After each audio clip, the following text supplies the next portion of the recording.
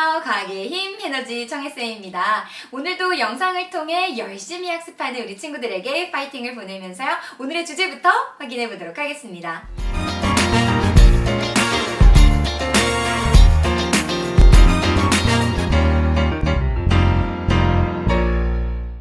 자, 우리 친구들과 선생님은요, 원자가 어떻게 물질을 이루는가 그 결합 방법에 대해서 같이 한번 공부를 해보고 있는데요. 우리가 지난 시간에는 원자가 이온이 되는 과정까지 한번 살펴봤어요. 자, 그러면 여기서 질문이, 선생님, 원자가 가지고 있던 전자를 잃거나 얻으면서 이온이 되잖아요. 맞습니다. 그러면 그 잃은 전자, 어디로 가나요? 얻은 전자, 어디에서 온 건가요? 이런 질문이 든다면요, 우리 친구들 정말 좋은 질문을 한 겁니다.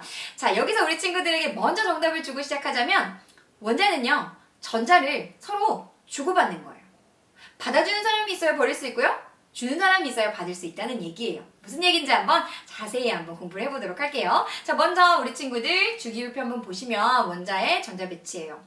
안정해지려고 한다고 했죠. 그죠? 그래서 1, 2, 3족의 원자들은요, 원소들은 전자를 잃으려고 했었고 15, 16, 17쪽의 원소들은 전자를 얻으려고 했다라고 보시면 돼요. 자, 그러면 전자를 잃으려고 하는 친구들은 전자를 받아주는 친구들이 있어야 돼요.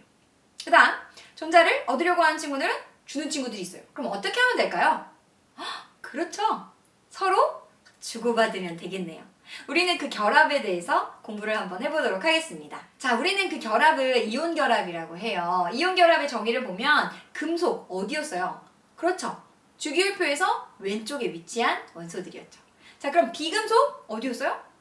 오른쪽에 위치한 원소들이었잖아요. 그럼 왼쪽에 있는 금속들은 주로 전자를 잃어서 양이온이 되기 쉽다 그랬고, 비금속들은 전자를 얻어서 음이온이 되기 쉽다 그랬죠. 그럼 금속 애들은 전자를 잃으려고 하고, 비금속은 전자를 얻으려고 하니까, 금속이 잃어버린 전자를 비금속이 받아가면 이 두 원자들은 결합을 하게 되겠구나 라고 이해를 하시면 되는 겁니다.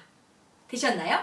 이렇게 양이온과 음이온이 결합을 하게 되는데요. 우리는 그것을 이온 결합이다 라고 이해하시면 되겠습니다. 구체적인 예로 한번 볼게요. 나트륨 있어요. 나트륨은요, 원자과 전자 하나를 갖습니다. 그러니까 하나를 잃어서 양이온이 되려고 하겠죠.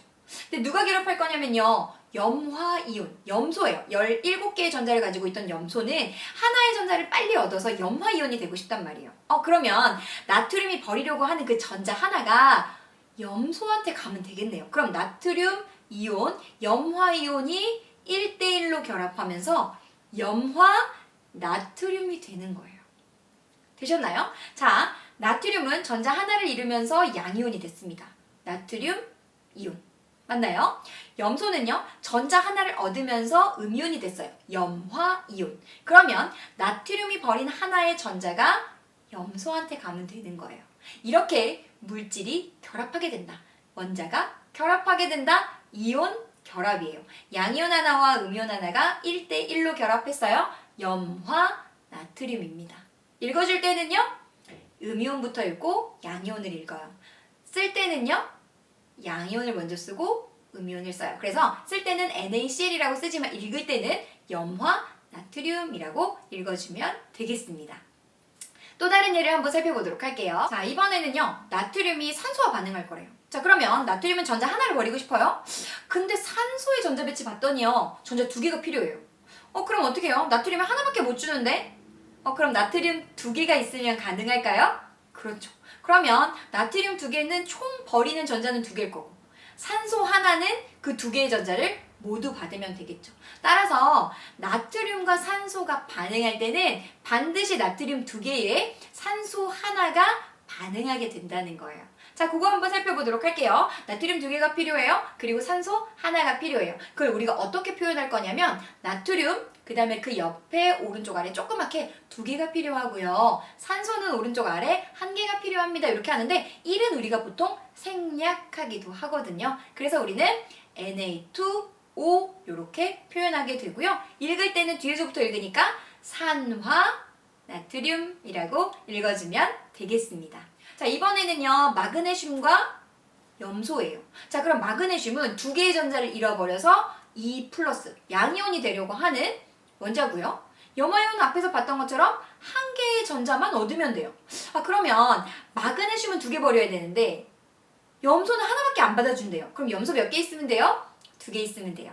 그러면 마그네슘 하나 있을 때 염소 2개 있어야 됩니다. 라는 것으로 표현을 해보면 그렇죠. Mg 그리고 오른쪽 아래에다 조그맣게 하나 있을 때 Cl 쓰고 오른쪽 아래 조그맣게 2개 필요합니다. 그런데 1은 생략할 수도 있습니다. 라고 하니까 MgCl2라는 것이 되고요. 읽을 때는 염화 마그네슘이라고 읽어주면 되겠습니다. 됐나요? 자, 그럼 이제 마지막입니다. 자, 이렇게 우리가 앞에서 살펴봤던 물질들을요, 이온 결합성 물질이라고 해요. 자, 그럼 이온 결합성 물질을 성질은 어떤 것이 있는지 한번 살펴볼게요. 이온 결합성 물질들은요, 플러스 양이온과 음이온이 결합되어 있죠. 그래서 대부분 물에 잘 녹는 성질을 가지고 있다라고 보시면 되겠고요. 두 번째는 전기전도성이에요. 얘네들이 고체 상태로 존재할 때는 전기전도성을 띠지 않습니다. 그런데 물에 녹였을 때는 이온 상태로 존재하기 때문에 그때는 전기가 흐른다라고 잘 구분해서 기억을 해주면 되겠습니다. 이온이 자유롭게 이동할 수 있기 때문에 전류가 흐른다라는 거죠. 세 번째는요, 녹는 점 끓는 점 한번 살펴볼게요. 녹는 점 끓는 점, 이온 결합성 물질들은요, 플러스 마이너스 전기적인 인력이거든요. 전기적인 인력은 굉장히 큰 힘입니다. 따라서 이 큰 힘을 끊어낼 때는 굉장히 많은 에너지가 필요한 거고 그 많은 에너지가 높은 온도로 표현되는 겁니다. 따라서 녹는 점과 끓는 점은 굉장히 높다라는 것이 큰 특징이에요.